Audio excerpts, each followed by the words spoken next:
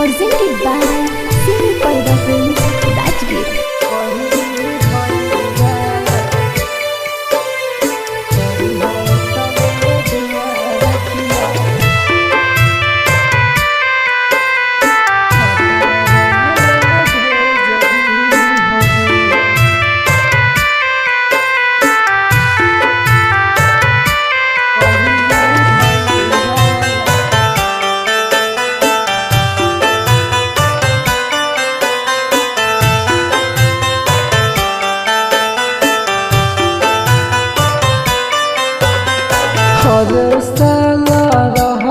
घरे बहिनी अबरी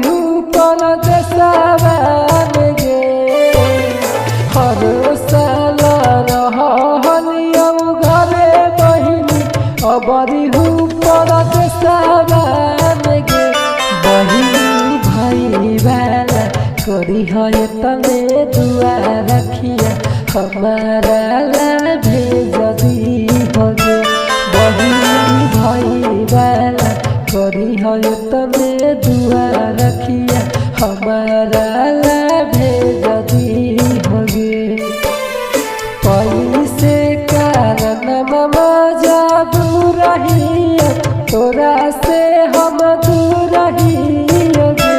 बहिनी भाई वाला करी है तने दुआ रखिया हमारा ला भेज दी होगे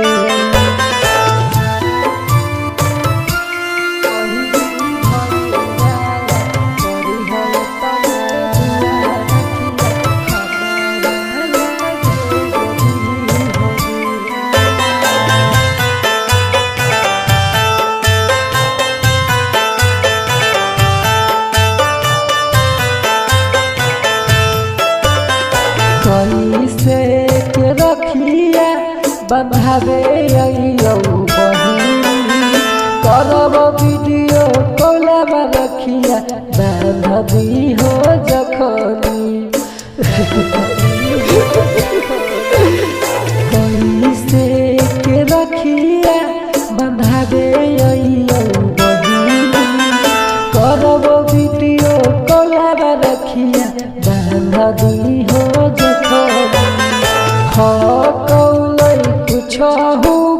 मैया बहिनी बचल नहीं समैया हाथ गे नहीं कुछ का मैया बहिनी बचल समैया हाथ गे बहिनी भाई वाला करी है तने दुआ रखिया हमारा ला भेज दी होगे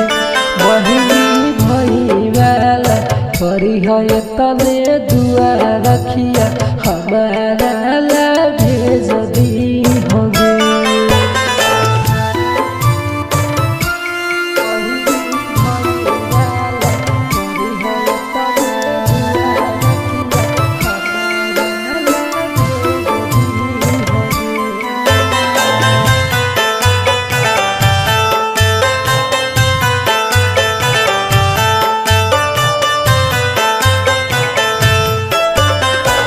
करहियौ बहिनी हमही पूछोगे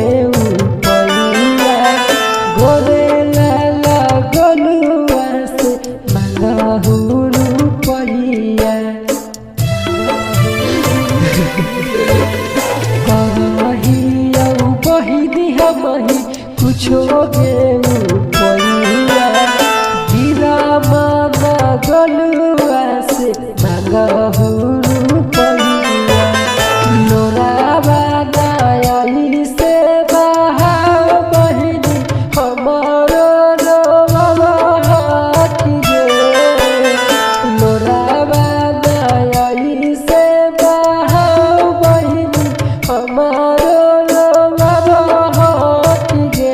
बहिनी भाई वाला करी है तने दुआ रखिया हमारा ला भेज दी होगे